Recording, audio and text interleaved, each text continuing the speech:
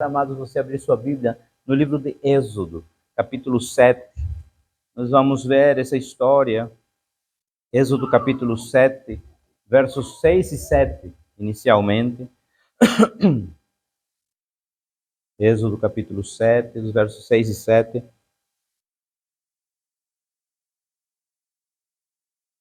E diz assim a palavra do Senhor: Moisés e Arão fizeram como o Senhor lhes havia ordenado.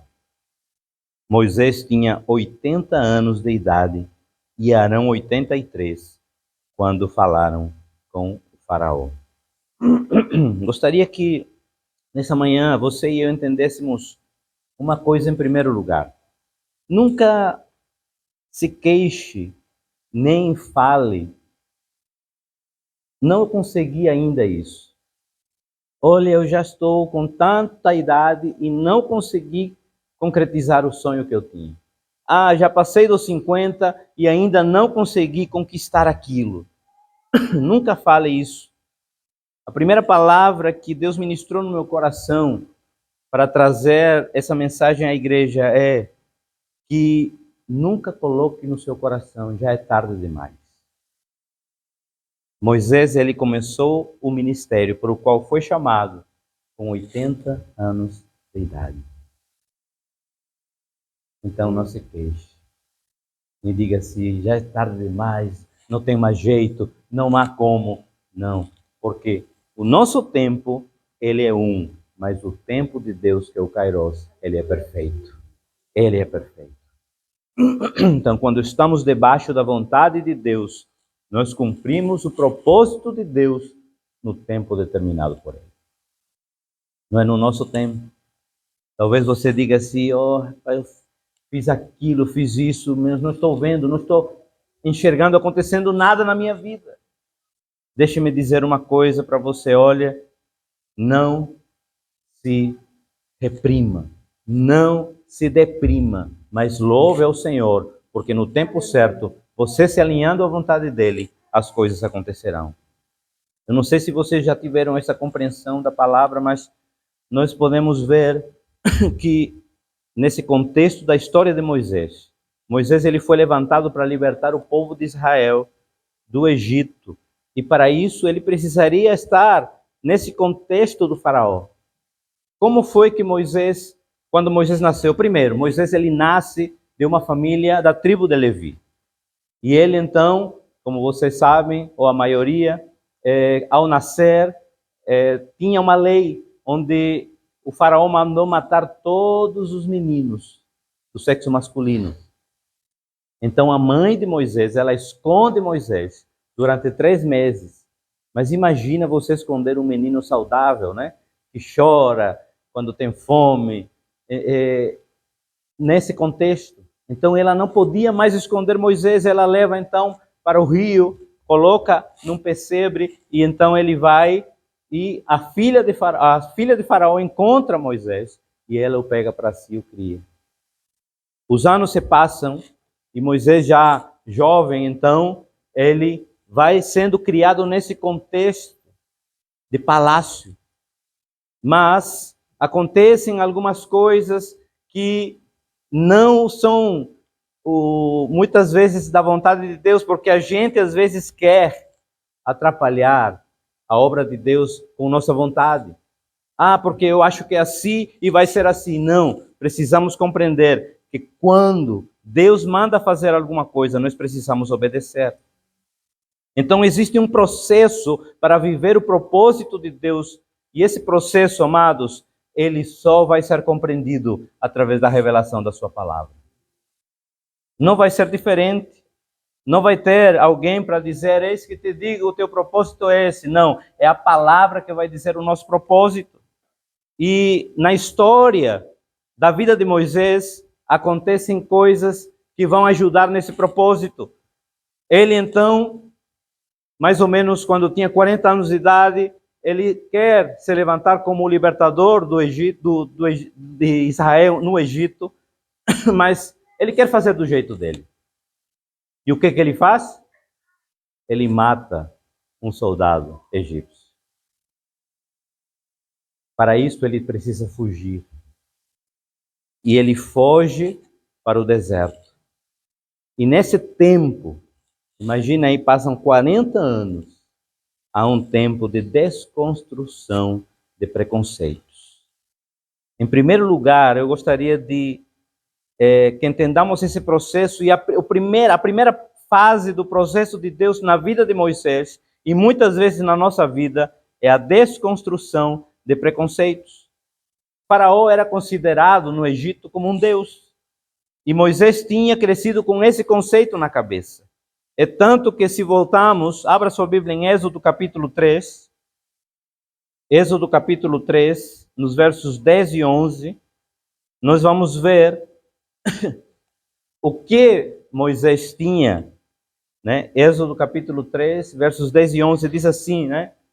Vá, Deus está falando agora para Moisés, vá, pois agora eu envio a Faraó para tirar do Egito o meu povo, os israelitas. Moisés, porém, respondeu a Deus, quem sou eu para apresentar-me ao Faraó e tirar os israelitas do Egito? Moisés, ele tinha perdido a sua identidade no meio do caminho. Ele perdeu esse entendimento e ele precisava desconstruir preconceitos. Quem sou eu? A resposta de Moisés, e essas muitas vezes é a nossa resposta diante de grandes desafios diários que enfrentamos. Quando a gente enfrenta algum desafio na nossa vida, muitas vezes você já não se pegou falando, quem sou eu para vencer isso? E aí nós podemos ver que Deus precisaria desconstruir todo um preconceito na mente de Moisés para que ele pudesse concretizar o seu chamado. E para isso ele foi levado ao deserto para pastorear ovelhas. Saiu do palácio para o deserto. Quantas vezes você e eu nos queixamos? Quando alguns aqui, a maioria já sabe, quando chegamos aqui em Portugal, ano 2020, vai fazer 4 anos, chegamos em fevereiro, em março veio a pandemia. Em abril, maio, foi passando o tempo, eu sentado na mesa, olhando para a Célia, eu disse, o que eu vim fazer aqui? 5 para 6 meses sem conseguir trabalho. Deus estava desconstruindo meus preconceitos na cabeça. Deus desconstrói preconceitos em situações, nos desertos. E não se queixe, porque muitas vezes quando Deus nos conduz para isso, é para que a gente possa realmente crescer. Ele não nos conduz para nos destruir. Muitas vezes a gente se queixa, digo, mas Senhor, por que estou assim, passando isso? Não pergunte por que está passando isso, mas pergunte para que você está passando isso. Porque tudo, se você está debaixo da mão de Deus, é com um propósito. Não é por acaso. Lógico que existem desertos onde a gente entra. Mas quando Deus está conduzindo, tenha certeza que é para que a gente possa ser conduzido para o nosso propósito. Agora, Moisés estava sendo desconstruído no deserto, mas ele precisava de ser revestido com autoridade. Veja aí o que diz no verso 7, no capítulo 7 de Êxodo, verso 1.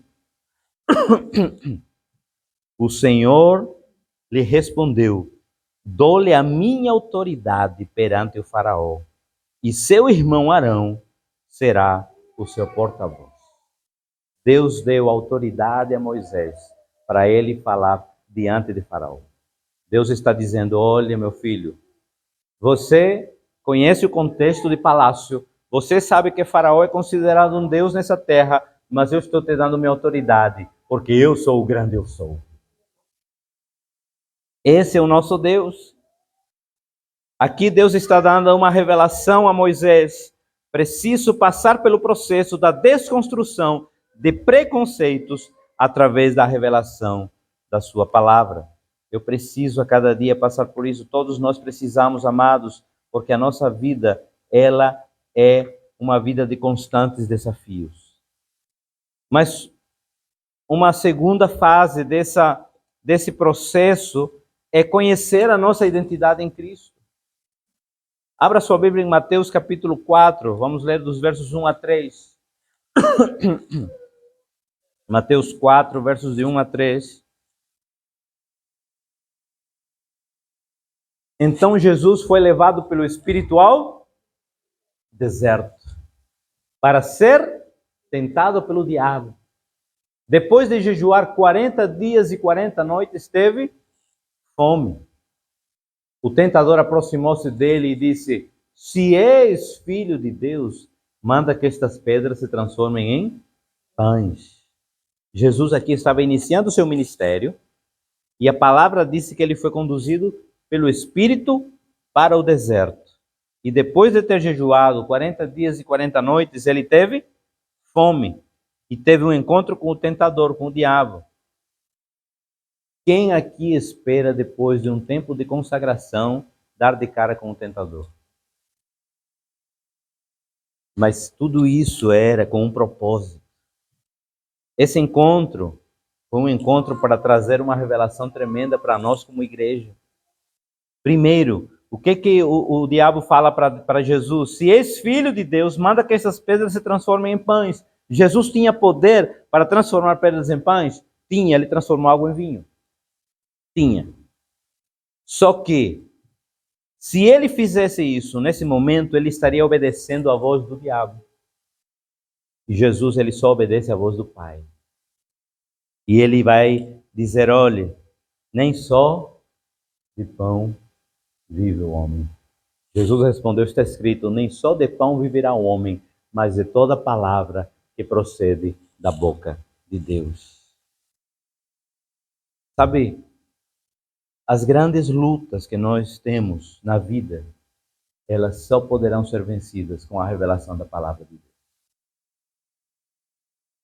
As grandes lutas que a gente enfrenta na nossa caminhada diária, não vai ser um coach que vai fazer você se levantar. Pode até te ajudar a tua parte emocional, mas a palavra, ela é lâmpada para nossos pés, luz para o nosso caminho. Ela é alimento diário.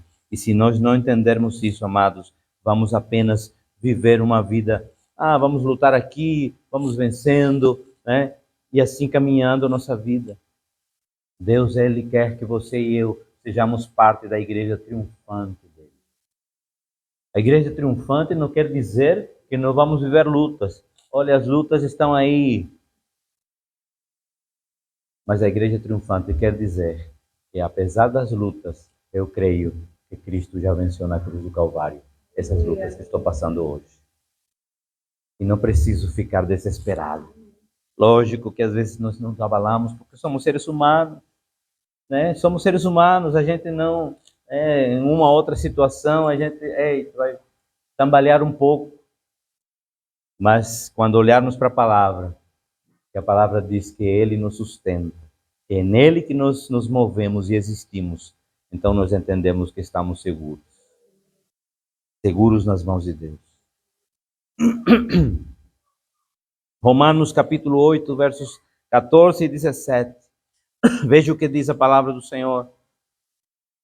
Porque todos os que são guiados pelo Espírito de Deus são filhos de Deus.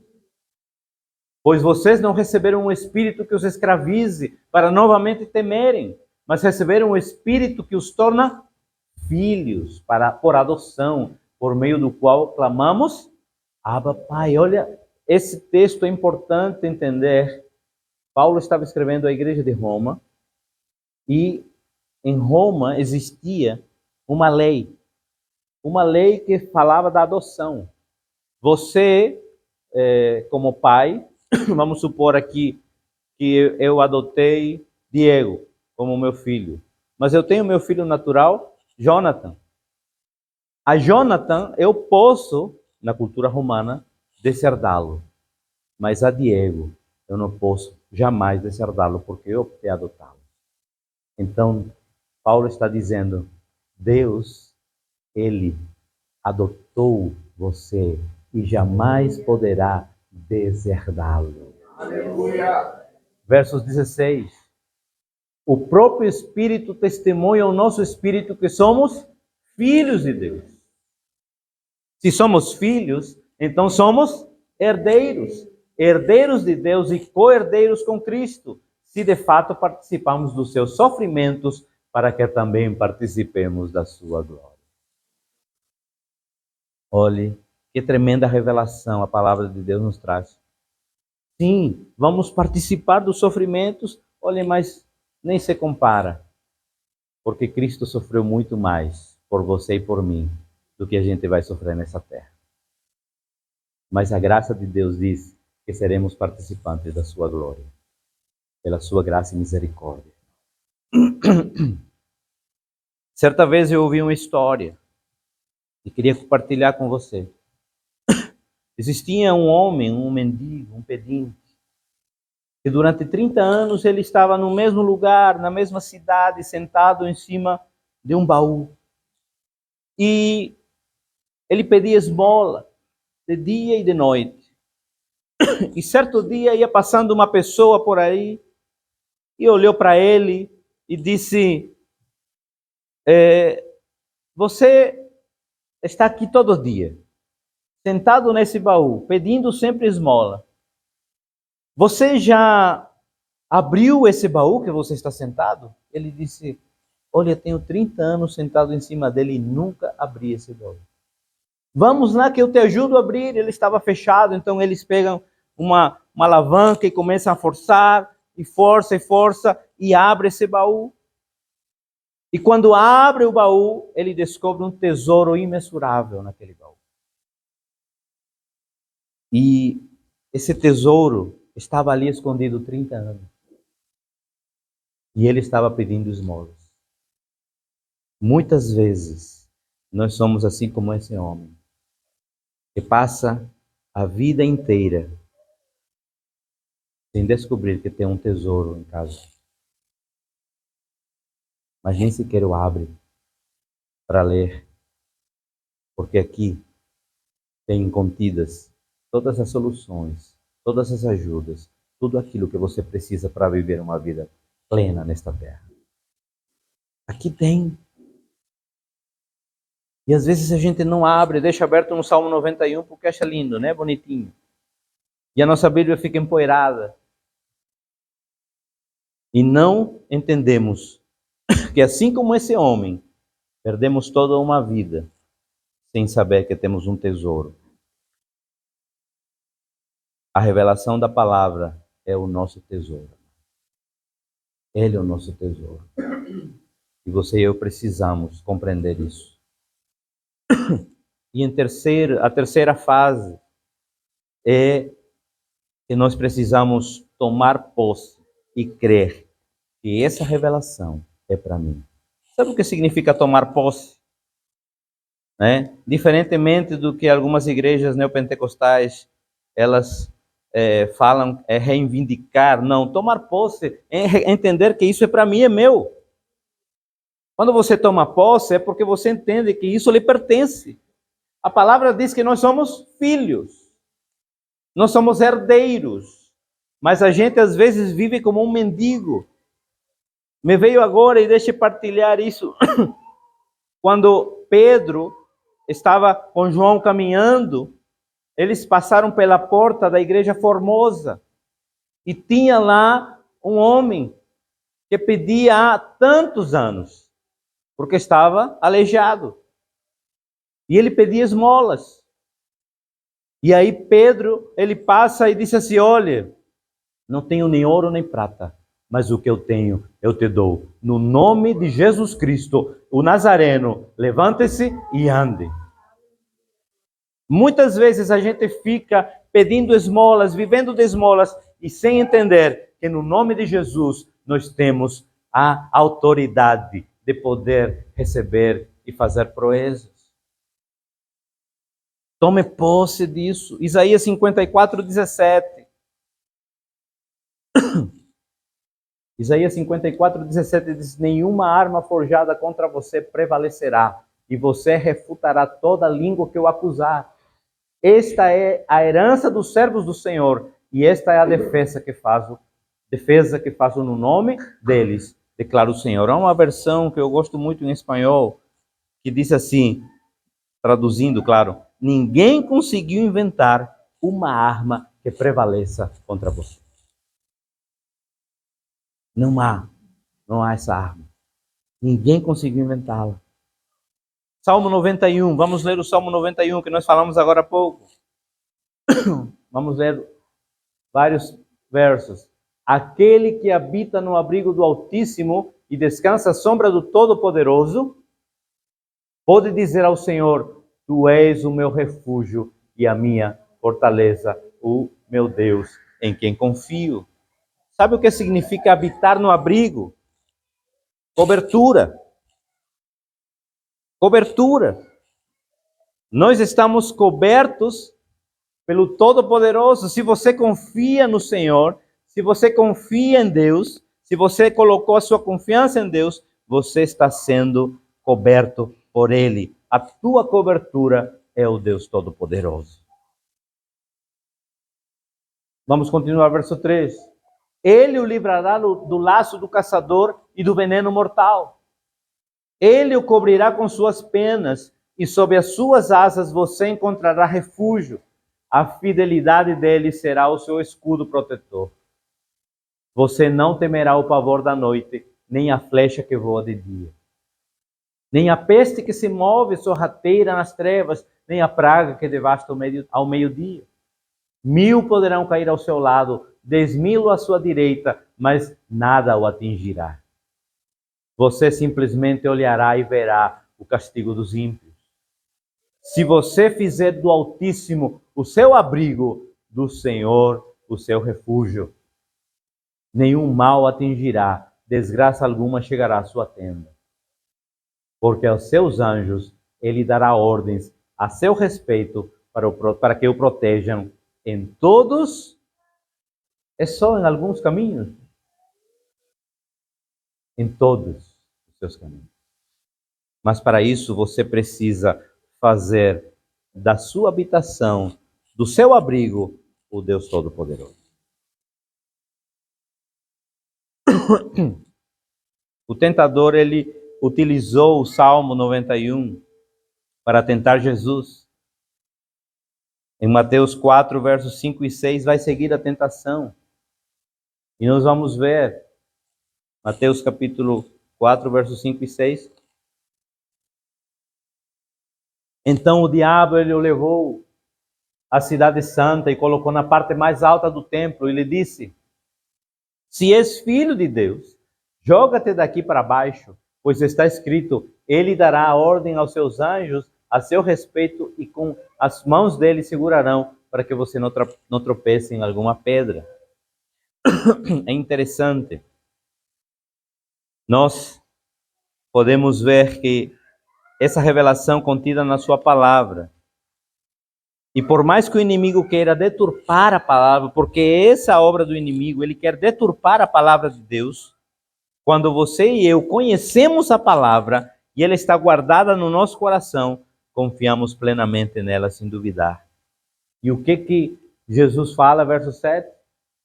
Jesus respondeu: também está escrito: não ponha à prova o Senhor, o seu Deus. Não coloque à prova o Senhor, o seu Deus.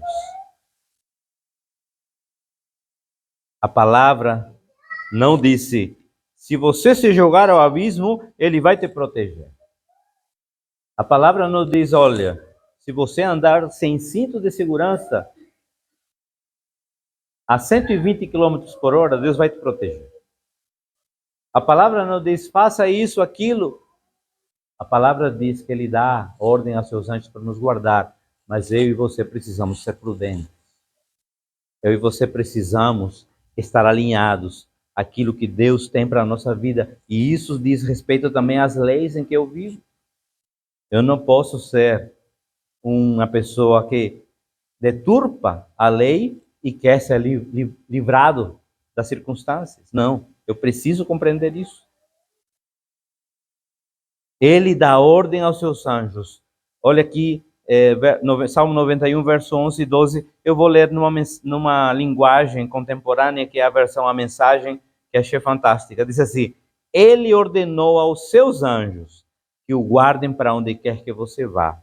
Se tropeçar, eles o segurarão. O trabalho deles é evitar que você caia. Ele está aí para guardar sua vida e minha vida, para evitar que nós caiamos. Agora, se você colocar à prova Deus, se você dizer, olha, eu vou fazer isso porque eu sei que Deus me guarda. Não, você está indo contra a vontade de Deus. E nós precisamos entender que precisamos estar debaixo da cobertura de Deus. E se estamos debaixo da cobertura de Deus, estamos debaixo da sua vontade. Mateus capítulo 4, versos 8 e 11. Como última tentativa, o diabo ofereceu então. Depois o diabo levou para um monte muito alto e mostrou-lhe todos os reinos do mundo e o seu esplendor. E lhe disse, tudo isso te darei, se prostrado me adorares.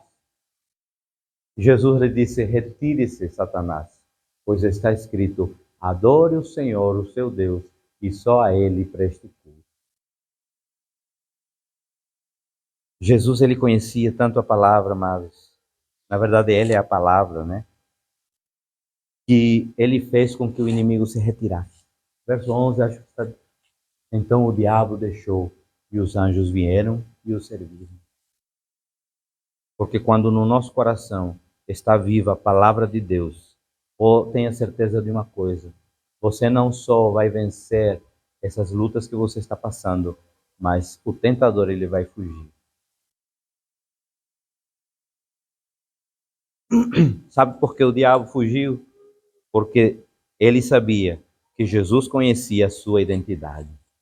E também que ele tinha tomado posse e crido de toda a revelação da palavra que Deus tinha dado para ele. E assim o inimigo vai fugir da sua vida e da minha vida, quando ele saiba que a palavra dele está no nosso coração. Não adianta apenas estar na nossa mente. Ela tem que descer para o coração. Porque está na mente do inimigo. O inimigo conhece, mas não desceu para o coração. Tem que estar no coração. Como é possível que o inimigo ele saiba a tua identidade, saiba a nossa identidade e nós ainda não tomamos posse dela? Como é possível que o inimigo conheça melhor as promessas de Deus para nós que nós mesmos? Nós precisamos conhecer isso e só vai existir esse conhecimento através da leitura, da meditação e da busca ao Senhor através da sua palavra. Do mesmo jeito que Moisés recebeu uma revelação da parte do Senhor, você e eu estamos recebendo essa revelação da parte do Espírito.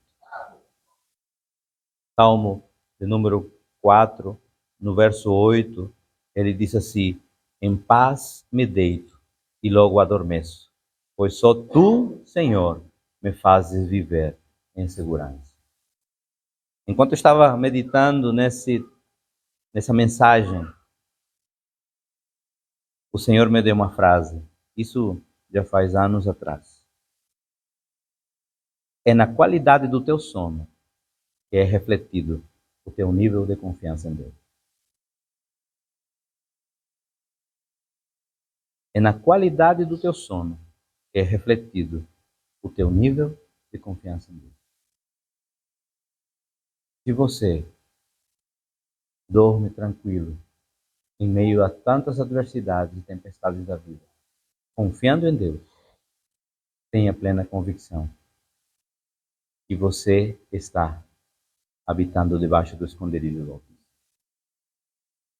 Mas se você não consegue dormir com algumas circunstâncias da vida e começa a pensar demais, corra para a palavra, porque ela vai revelar que você precisa depender mais dele.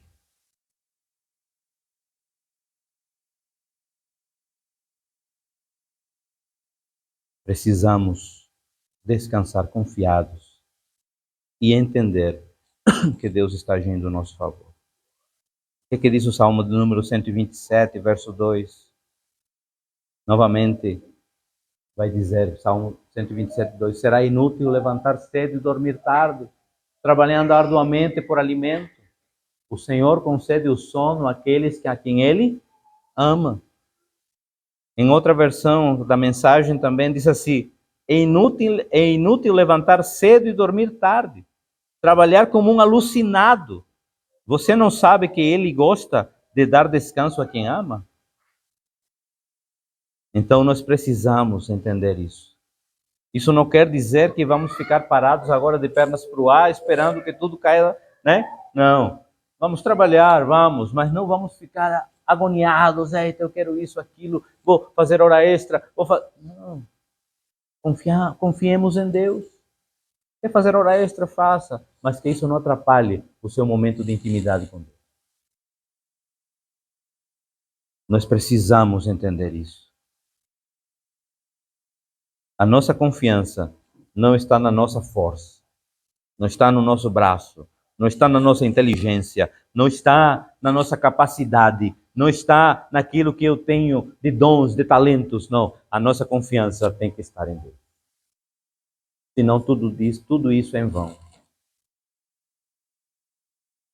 Ah, porque eu sei pregar de cabeça para baixo. Até um macaco fica de cabeça para baixo. Eu preciso depender de Deus. Porque se eu não depender de Deus, eu vou depender de mim, da minha confiança, das minhas habilidades, e tudo isso passa. A obra de Deus, ela não se sustenta com habilidade humana.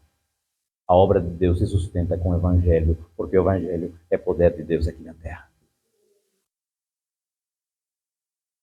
Para encerrar, amados,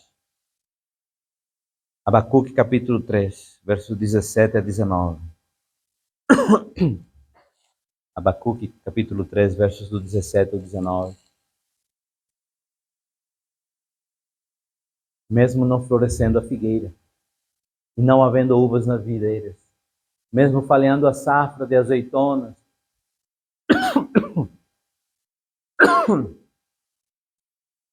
perdão, e não havendo produção de alimento nas lavouras, nem ovelhas no curral, nem bois nos estábulos, ainda assim, leia comigo, 2, 3. Ainda assim,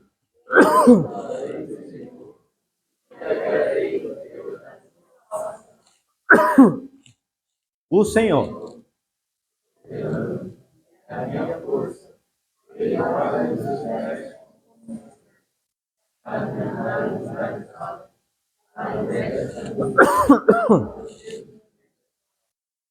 Amém.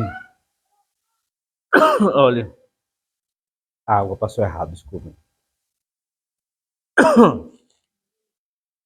Ainda que a figueira não floresça, nem haja fruto na vida, que o produto da oliveira minta, e os campos não produzam mantimento, que as ovelhas sejam arrebatadas do aprisco, e nos currais não haja gado. O que quer dizer isso? Vamos contextualizar. Mesmo que eu não tenha conseguido ainda trabalho, mesmo que minha conta esteja zerada, mesmo que eu não tenha mantimento, ainda assim eu me alegrarei e louvarei ao Senhor. Ainda assim. Sabe, muitas vezes, nós sofremos na nossa vida porque não temos corações gratos. Porque a gente vive se queixando, porque a gente murmura, porque a gente fala demais. Fale menos e agradeça mais. Ah, porque o Senhor, bati meu dedinho na quina. Presta atenção. Ah, Senhor, louve ao Senhor.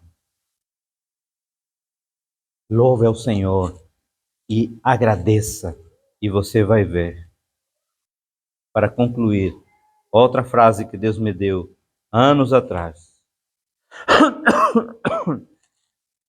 A nossa atitude de vida não depende das circunstâncias, mas as circunstâncias dependem da nossa atitude de vida. A nossa atitude de vida não vão depender das circunstâncias. As circunstâncias é que vão depender da nossa atitude. E vamos rever por que estamos passando por tantas coisas. Porque em tudo Deus nos conduz para aprendermos mais e mais. Feche seus olhos.